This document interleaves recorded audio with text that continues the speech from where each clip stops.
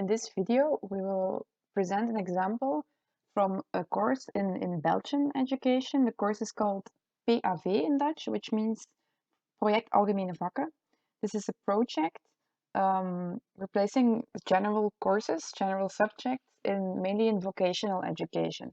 So it includes learning domains such as languages, mathematics, and so on. This project started from the design challenge that students in vocational education very often are not really interested in following the news. And the question was, how can we stimulate students in vocational education to do this more and in a more self-directed way? The first step in this lesson scenario is that we presented the students with a tower full of photos about the current news. They were very inspirational, and students could choose one that they were most interested in. Then they had to search on the internet for the story behind the picture that they chose. So they could use all kinds of sources, and the only help that they got was just the picture. If they couldn't find the information, then they could use the help on the back of the card, and there they could, if they scratched, they could find QR codes and also some keywords to help them, directing them in the good direction, and directing them to websites where they could find more information.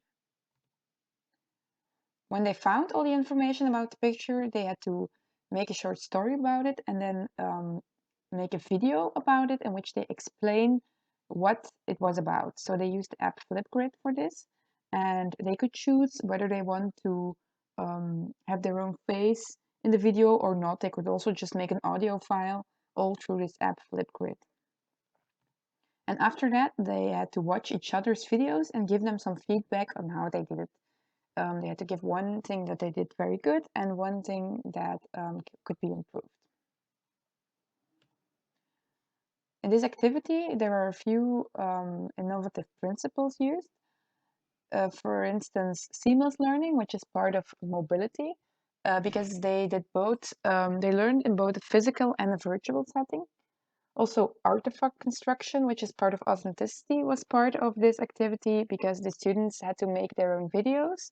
And finally, peer review was part of this project, which is part of collaboration, because the students through Flipgrid, they had to give feedback to each other.